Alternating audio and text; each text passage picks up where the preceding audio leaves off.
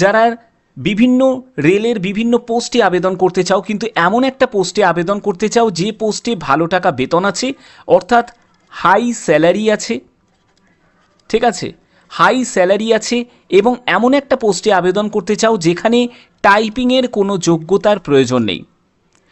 তো আজকের ভিডিওটা সেই সব প্রার্থীদের জন্যই খুবই গুরুত্বপূর্ণ হতে চলেছে, কারণ আজকের ভিডিওর মাধ্যমে তোমরা গার্ডের নিয়োগ 2024-এর ইনফরমেশন পাবে।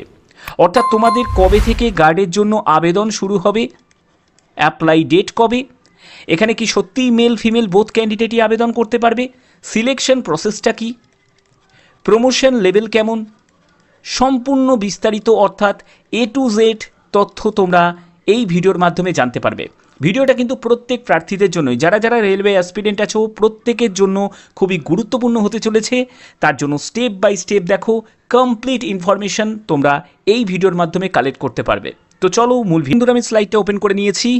রেলে গার্ড নিয়োগ 2024,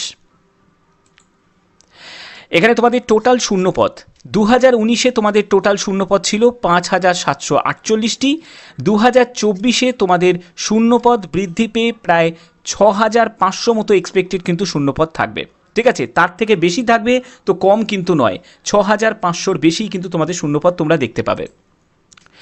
এখানে তোমাদের যে এই যে পোস্ট মানে গার্ড, এই গার্ডের নাম কিন্তু পরিবর্তন হয়েছে, যেটা নতুন নাম হয়েছে ট্রেন ম্যানেজার। এখানে তোমাদের এজ 18 থেকে 36 বছর। অবশ্যই যারা SC ST আছো তারা বয়সে কিন্তু আরও 5 বছর কিন্তু রিল্যাক্সেশন পেয়ে যাবে, অর্থাৎ বয়সটা তোমাদের ইনক্রিজ হয়ে যাবে 18 থেকে 41 বছর SC STদের। আর যারা OBC প্রার্থী আছো তাদের ক্ষেত্রে বয়স হয়ে যাবে 18 থেকে 39 বছর, এবং এই যে বয়সটি এটি UR এবং EWS ক্যান্ডিডেটদের ক্ষেত্রে বলা হচ্ছে। এখানে তোমাদের সিলেকশন প্রসেস CBT 1 হবে, তারপরে তোমরা CBT 2-তে যাবে, তারপরে ডিভি, তারপরে মেডিকেল। অর্থাৎ বুঝতে পারছো এই যে CBT 2 এবং ডিভির মাঝখানে কোনো রকম তোমাদের টাইপিং বা অ্যাপটিটিউড টেস্টের কিন্তু কোনো ব্যাপার থাকছে না।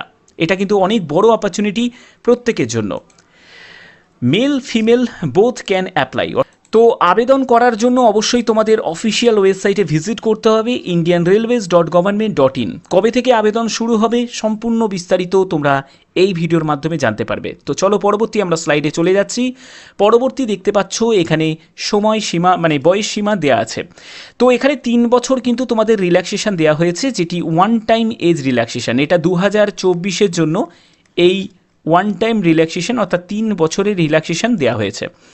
আগে বয়স ছিল 18 থেকে 33 বছর, 2024-এ যেটা তোমরা বর্ধিত এজ যেটা দেখতে পাবে এটা UR ক্যান্ডিডেট EWS ক্যান্ডিডেটদের সেটা 18 থেকে 36 বছর, OBC ক্যান্ডিডেটদের বয়স থাকবে হচ্ছে 18 থেকে 39 বছর, এবং SC STদের বয়স থাকবে 18 থেকে 41 বছর।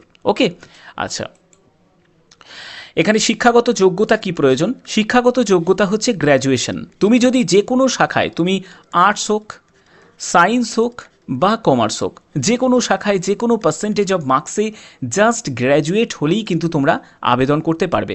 যারা ইঞ্জিনিয়ারিং শাখায় যারা গ্র্যাজুয়েশন করেছো মানে বিটেক করেছো তারাও কিন্তু আবেদন করতে পারবে, কোনো অসুবিধা কিন্তু নেই। ওকে, আর একটা কথা বলে রাখি, এখানে কিন্তু কোনো কম্পিউটার যোগ্যতার প্রয়োজন নেই। যাদের কোনো কম্পিউটার যোগ্যতা নেই, যারা সিম্পলি গ্র্যাজুয়েশন করেছো বা গ্র্যাজুয়েশন সমতুল্য কোনো যোগ্যতা আছে, তারা কিন্তু নির্দ্বিধায় এখানে আবেদন করতে পারবে। ওকে, তো চলো পরবর্তী আমরা স্লাইডে দেখে নিই। পরবর্তী হচ্ছে তোমাদের এখানে বেতন লেভেল কিন্তু যথেষ্ট পরিমাণে ভালো। গুডস গার্ডে শুধু বেতন নয়, সঙ্গে উপরি ইনকামও থাকে। আমি এই ব্যাপারটা আরও বেশি কিছু বলছি না, তোমরা অনেকেই বুঝতে পেরেছো, কারণ এএলপির থেকে সব থেকে ভালো স্যালারির বেতন যদি তোমরা চাও বা সেটা যদি হয়ে থাকে, এবং মানে স্যালারি রিলেটেড তোমাদের কিন্তু কোনো রকম কোনো মানে কি বলবো কোনো দ্বিধা থাকবে না যে আমি স্যালারি কম পাচ্ছি বা এরকম নিয়ে কোনো নেই, কারণ এখানে স্যালারির সাথে সাথে অন্যান্য অনেক সুযোগ সুবিধা থাকে যেগুলো গুডস গার্ড বা ট্রেন ম্যানেজার পেয়ে থাকে, ঠিক আছে। তো এখানে দেখে নাও যে বেসিক পে 29,200 টাকা, তোমাদের ডিএ, ঠিক আছে, dearness allowance currently 50% of basic pay সেটা 14,600 টাকা, ট্র্যাভেল অ্যালাউন্স যেটা আছে সেটা হচ্ছে 2700 টাকা, এইচআরএ যেটা পাবে 2,920 টাকা, সব মিলিয়ে প্রায় 49,420 টাকা মতো তোমাদের বেতন থাকবে। বেতন কিন্তু যথেষ্ট পরিমাণে ভালো। তো চলো পরবর্তী আমরা স্লাইডে দেখে নিই। তো পরবর্তী দেখো তোমাদের এখানে প্রমোশন লেভেল কেমন আছে। তোমরা গুডস গার্ডে জয়েন করলে, গুডস গার্ড থেকে তোমরা প্রমোশন পেয়ে চলে যাবে তোমরা প্যাসেঞ্জার গার্ডে, প্যাসেঞ্জার গার্ড থেকে তোমরা প্রমোশন হয়ে চলে যাবে এক্সপ্রেস গার্ড থেকে তোমরা প্রমোশন হয়ে সেকশন কন্ট্রোলার থেকে তোমরা প্রমোশন হয়ে চিফ কন্ট্রোলার। অর্থাৎ বুঝতে পারছো যে কত পরিমাণে তোমাদের লেভেল বাড়বে। কারণ এই যে গুডস গার্ড এটা লেভেল 5-এর মধ্যে পড়ছে, এই লেভেল 5 থেকে তোমরা লেভেল 6, লেভেল 7 মানে প্রচুর তোমাদের গ্রেড বেড়ে যাবে এবং সাথে সাথে তোমাদের কিন্তু বেতনও কিন্তু যথেষ্ট পরিমাণে বাড়বে। ঠিক আছে, তো চলো পরবর্তী আমরা স্লাইডে চলে যাচ্ছি। পরবর্তী হচ্ছে তোমাদের এখানে আবেদন মূল্য কত টাকা। দেখো, যারা PWBD candidate, female candidate, ex serviceman আছে, SC ST আছো, ইকোনমিক্যালি ব্যাকওয়ার্ড ক্লাসেস আছো, তারা 250 টাকা আবেদন মূল্য দেবে এবং এই 250 টাকাটাই কিন্তু তারা রিফান্ড পেয়ে যাবে। মানে পরীক্ষা দেওয়ার 2 থেকে 3 মাসের মধ্যে রিফান্ড পেয়ে যাবে। এবং জেনারেল EWS এবং OBC প্রার্থী যারা আছো, ঠিক আছে, তাদের ক্ষেত্রে 500 টাকা আবেদন মূল্য দিতে হবে এবং তারা যে রিফান্ড অ্যামাউন্ট পাবে সেটা 400 টাকা মতো তারা পরীক্ষা দেওয়ার 2 থেকে 3 মাসের মধ্যে রিফান্ড পেয়ে যাবে। ওকে, তো চলো পরবর্তী আমরা স্লাইডে দেখে নিই। এখানে মেডিকেল স্ট্যান্ডার্ডটা ভালো করে বুঝে নাও। A2 category medical standard. তোমাদের অনেকের প্রশ্ন থাকে যে স্যার মেডিকেল স্ট্যান্ডার্ডটা একটু ভালো করে বুঝান। তো মেডিকেল স্ট্যান্ডার্ড একটা কথা মনে রাখবে, রেলওয়ের ক্ষেত্রে সবথেকে গুরুত্বপূর্ণ যে জায়গায় কিন্তু তোমাদের কোনো রিমেডিকেল দিতে কিন্তু চায় না, ডাইরেক্ট আনফিট করে দেয়, সেটা হচ্ছে আই রিলেটেড সমস্যা। তোমার যদি আই রিলেটেড কোনো প্রবলেম থাকে এবং তুমি যদি এমন কোনো পোস্টে আবেদন করেছো যেখানে আই রিলেটেড কোনো সমস্যা থাকলে আবেদন করা যায় না, তাহলে কিন্তু সরাসরি তোমাকে কিন্তু বাইরে বার করে দেওয়া হবে। ঠিক আছে, তো এই জায়গাটা কিন্তু মাথায় রাখবে। তার জন্যই বলি A2 ক্যাটাগরি মেডিকেল স্ট্যান্ডার্ডের মধ্যে কী কী থাকছে সেটা ভালো করে বুঝে নাও। তো দেখো, ডিস্টেন্স ভিশন 6-9 থাকতে হবে উইদাউট গ্লাসেস। অর্থাৎ চোখে যদি চশমা থাকে তাহলে এখনই ভিডিওটাকে স্কিপ করে চলে যাও, কারণ চোখে চশমা থাকলে এখানে কিন্তু তোমরা আবেদন করতে পারবে না। নো ফগিং টেস্ট, একটা জায়গা থেকে যেটা মুক্তি দেওয়া হয়েছে, ফগিং টেস্ট কিন্তু থাকবে না। যেটা তোমাদের A1 ক্যাটাগরি ALPর জন্য ফগিং টেস্ট হয়, কিন্তু এর জন্য ফগিং টেস্ট কিন্তু হবে না। নিয়ার ভিশন টেস্ট যেটা 0.6 সেটাও কিন্তু উইদাউট গ্লাসেস। এবং এখানে কালার ভিশন টেস্ট হবে, বাইনোকুলার ভিশন টেস্ট হবে, নাইট ভিশন টেস্ট হবে এবং মায়োপিক ভিশন টেস্ট হবে। ঠিক আছে, তোমরা যদি এই আই টেস্টের সাথে সাথে যদি অন্যান্য যদি মেডিকেল রিলেটেড এনটিপিসির যদি কমপ্লিট একটা ভিডিও যদি চাও, তাহলে প্রত্যেকে কমেন্ট করবে। আমি অলরেডি কিন্তু প্রস্তুতি শুরু করে দিয়েছি, সেই ভিডিও রিলেটেড কাজ কিন্তু আমার শুরু হয়ে গেছে। জাস্ট আমি কদিনের মধ্যেই কিন্তু সেটা আপলোড করব। যদি তোমরা চাও, যদি ম্যাক্সিমাম কমেন্ট যদি আসে যে স্যার এই মেডিকেল রিলেটেড আমাদের একটা ভিডিও দিন এনটিপিসির, তাহলে অবশ্যই সেই মেডিকেল রিলেটেড ভিডিওর মধ্যে সিসিটিসিতে কী মেডিকেল থাকবে, তারপরে তোমাদের ক্লারিক্যাল পোস্টে কী মেডিকেল থাকবে, এই সব ভিডিওগুলো কিন্তু তোমাদের আমি দেব। কিন্তু তার আগে যদি ম্যাক্সিমাম কমেন্ট আসে তাহলে কিন্তু সেই ভিডিও তোমাদের আমি দেব। ওকে, তো চলো আমরা পরবর্তী স্লাইডে কী আছে সেটা দেখে নিই। তো পরবর্তী হচ্ছে তোমাদের সিলেকশন প্রসেসের মধ্যে প্রথমত যেটা থাকবে সেটি CBT 1 হবে, তারপরে তোমাদের CBT 2 হবে। কোনো কম্পিউটার বা অ্যাপটিটিউড টেস্ট হবে না, তোমরা ডাইরেক্ট ডকুমেন্ট ভেরিফিকেশন মেডিকেল এক্সামিনেশানে চলে যাবে। তো চলো পরবর্তী আমরা দেখে নিই।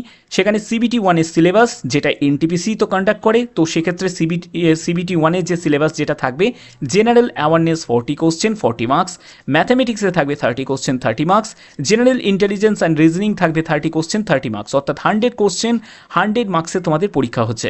সময় যেটা পাবে সেটা 90 মিনিট তোমরা সময় পাবে। অর্থাৎ এই 1.5 ঘন্টার মধ্যে কিন্তু তোমাকে সম্পূর্ণ কিন্তু তোমাকে 100টা কোশ্চেন কিন্তু নামাতে হবে। তার জন্য দরকার রীতিমতো প্র্যাকটিস করতে হবে। ঠিক আছে, 1/3 নেগেটিভ মার্কিং থাকবে, অর্থাৎ 3টে প্রশ্নের ভুলের জন্য প্রাপ্ত নম্বর থেকে 1 নম্বর কাটা যাবে। কোশ্চেন পেপার বাংলাতে পাবে, নির্দ্বিধায় তোমরা আবেদন করবে, বাংলাতে কোশ্চেন পেপার পাবে। ঠিক আছে, চলো পরবর্তী আমরা স্লাইডে চলে যাই। পরবর্তী হচ্ছে CBT 2 কিন্তু খুব গুরুত্বপূর্ণ, কারণ এই CBT 2-এর ভিত্তিতেই কিন্তু তোমাদের ফাইনাল মেরিট কিন্তু তৈরি হবে। মাথায় রাখবে, ফাইনাল মেরিট তৈরি হবে। প্র্যাকটিস কেন দরকার? কারণ দেখো, 90 মিনিট সময়, অর্থাৎ সময়টা কিন্তু তাই থাকলো, 1.5 ঘন্টাই সময় থাকলো, কিন্তু তোমাদের নাম্বার অফ কোশ্চেন কিন্তু বেড়ে গেল, মানে 120টা কোশ্চেন হয়ে গেল। যেখানে তোমাদের জেনারেল অ্যাওয়ারনেস 50 কোশ্চেন 50 মার্কস, ম্যাথামেটিক্সে 35 question 35 marks, general intelligence and reasoning হচ্ছে 35 কোশ্চেন 35 মার্কস, টোটাল 120 কোশ্চেন্স 90 মিনিটের মধ্যে তোমাদের সময় থাকছে, যার মধ্যে তোমাদের এই প্রশ্ন সলভ করতে হবে। 1/3 নেগেটিভ মার্কিং এখানেও কিন্তু থাকবে এবং প্রশ্ন যথারীতি তোমরা বাংলাতে পাবে, কোনো চিন্তার ব্যাপার নেই, ল্যাঙ্গুয়েজ তোমরা বাংলাতে পাচ্ছ। তো চলো পরবর্তী আমরা স্লাইডে দেখে নিই। এখানে তোমরা দেখতে পাচ্ছ যে কাট অফ, এটা লেভেল 5-এর যে কাট অফটা গেছিল, CBT 2 এর যে কাট অফ সেটা তোমাদের দেখানো হচ্ছে। তো এখানে দেখো ইউআরের জন্য কলকাতাতে 77 এবং SC-দের হচ্ছে 64.87, ST-দের হচ্ছে 56.33, OBC-দের হচ্ছে 72.66 এবং EWS-এর হচ্ছে 70.92। তো এই হচ্ছে কাট অফ গেছিল। এবং রাঁচি জোনে আমি 2টো জোন শুধুমাত্র দেখালাম, ঠিক আছে। বাদবাকি জোন যদি তোমরা দেখতে চাও তাহলে অবশ্যই তোমরা কমেন্ট করতে পারো, আমি বাদবাকি জোনের একটা আলাদা করে কাট অফ দেখাবো, কারণ এখন তো কাট অফ রিলেটেড কোনো ভিডিও করার কোনো মানেই হয় না। ভ্যাকেন্সিটা আসুক, কবে থেকে ভ্যাকেন্সি তোমরা দেখতে পাবে এবং কনফার্ম তোমরা আবেদন করতে পারবে সেটাও কিন্তু তোমাদের বলবো এই ভিডিওর মাধ্যমে। তো দেখো এখানে যেটা রাঁচি জোনে গেছে 81, SC-দের হচ্ছে 69.24, ST-দের হচ্ছে 60.50, OBC-দের হচ্ছে 78.99, EWS হচ্ছে 76.30। অর্থাৎ এই কিন্তু তোমাদের কাট অফ যেটা রাঁচি জোনে ছিল। তো এবার দেখো তোমাদের ইম্পর্টেন্ট ডেটস, তোমরা নোটিফিকেশান যেটা দেখতে পাবে সেটা এই মাসের মধ্যেই তোমাদের নোটিফিকেশান তোমরা দেখতে পাবে, জুলাই 2024-এর মধ্যেই তোমরা ফাইনাল যে নোটিফিকেশান সেটা তোমরা দেখতে পাবে। কিন্তু তার আগে তোমাদের বলে রাখি, প্রথমে তোমরা যেটা দেখবে সেটা শর্ট নোটিশ দেখতে পাবে।